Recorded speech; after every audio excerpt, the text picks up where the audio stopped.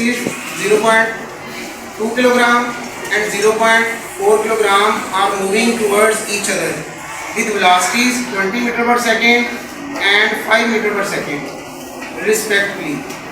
After collision, the velocity of 0.2 kilogram ball becomes 6 meter per second. What will be the velocity of 0.4 kilogram ball? तो ये देखिए, कहते हैं दो गेंदें हैं, एक का मैस 0.2 किलोग्राम है और दूसरी जो है उसका मैस 0.4 किलोग्राम है। अब हम इनको डायग्राम में देख लेते हैं। इस तरह से है, एक ये बॉल, दूसरी ये, इसका मैस m1 ले लेते हैं, उसका मैस होता है 0.2 kg और ये वाली जो है इसका मैस हम ले लेते हैं m2, वो है 0.4 kg। दोनों कहता है एक दूसरे के करीब आ रही हैं, मतलब ये इधर को मूव कर रही है, ये इस डायरेक्शन में, उसके अपोजिट डायरेक्शन में मूव कर रही है। इसकी वेलोसिटी v1 ले लेते हैं, वो उसने बताई है 20 मीटर पर सेकेंड और ये वाली जो है इसकी वेलोसिटी है v2 ले लेते हैं, वो है 5 मीटर पर सेकेंड। अब ये 20 मीटर पर सेकेंड की वेलोसिटी से इस डायरेक्शन में मूव कर रही है और ये 5 मीटर पर सेकेंड की वेलोसिटी से उसकी अपोजिट डायरेक्शन में मूव कर रही है।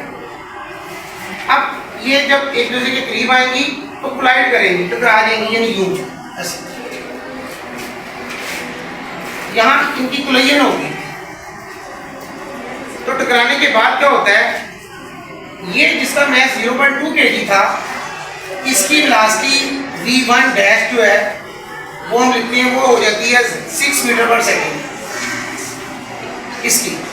अब पूछता है ये जो दूसरी बॉल है जिसका मैस 0.4 kg था, इसकी वेलोसिटी v2 डैश कितनी होगी, वो क्वेश्चन मार्क, वो हमने फाइंड आउट करना है। तो हम डाटे में लिखते हैं, सबसे पहले m1 मैस लिखेंगे 0.2 kg और m2 मैस लिखेंगे 0.4 kg। v1 वेलोसिटी जो है वो लिखेंगे 20 मीटर पर सेकेंड और v2 आ जाएगी, v2 थी 5 मीटर पर सेकेंड। उसके बाद ये जो मैस m1 0.2 kg वाला था, उसकी वेलोसिटी v1 डैश हो गई थी 6 मीटर पर सेकेंड। अब ये जो 0.4 kg वाला मैस है, इसकी वेलोसिटी 5 मीटर पर सेकेंड थी, तो और करें ये इस बॉल के अपोजिट डायरेक्शन में मूव कर रहा है, लिहाजा इसकी वेलोसिटी के साथ यहाँ माइनस का साइन लगाएंगे क्योंकि ये उसकी मुखालिफ सिमत में है, अपोजिट डायरेक्शन में है। तो सो ये 5 मीटर पर सेकेंड जो है इसके साथ माइनस का साइन आएगा, जो रिप्रेजेंट कर रहा है कि वेलोसिटी क्या है, अपोजिट डायरेक्शन में है, इसलिए इसका साइन साथ माइनस आ जाएगा। अब v2 डैश आपने फाइंड करना है।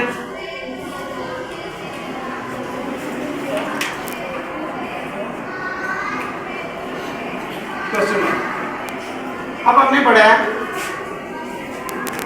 m1 v1 plus m2 v2 is equal to होता है m1 v1 dash plus m2 v2 dash.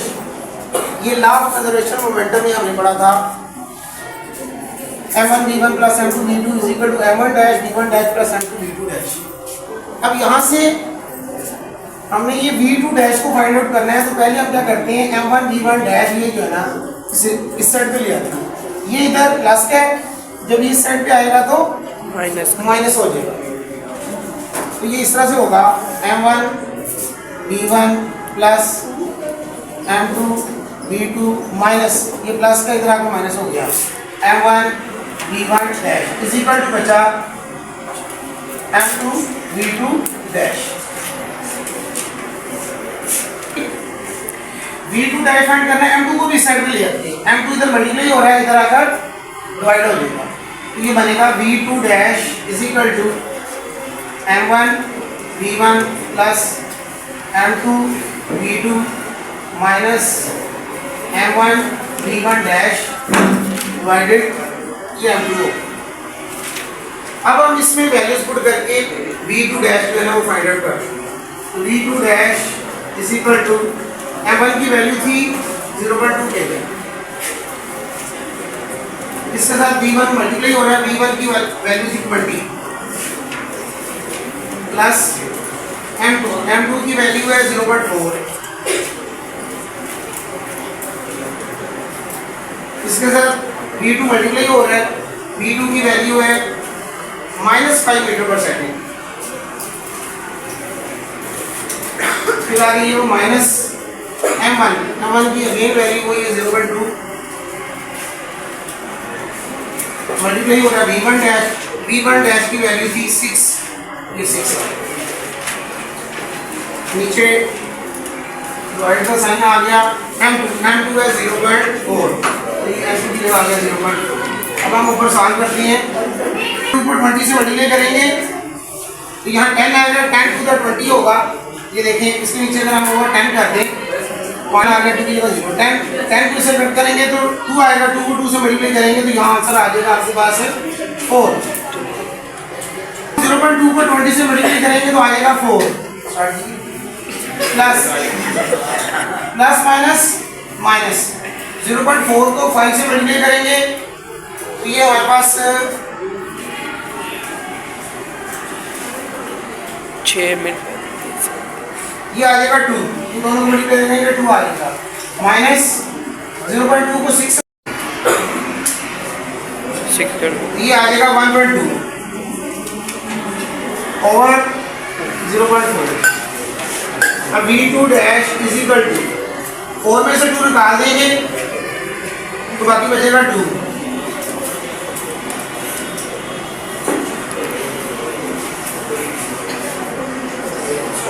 Four में से 2 निकाल देंगे तो 2 आएगा -1.2 ओवर 0.4।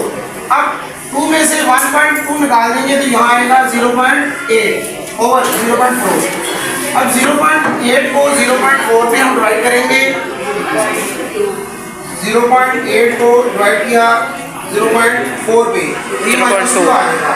तो फाइनल V2 डैश जो लास्ट आई तो 2 मीटर पर सेकेंड आ, ये हमारा आंसर है।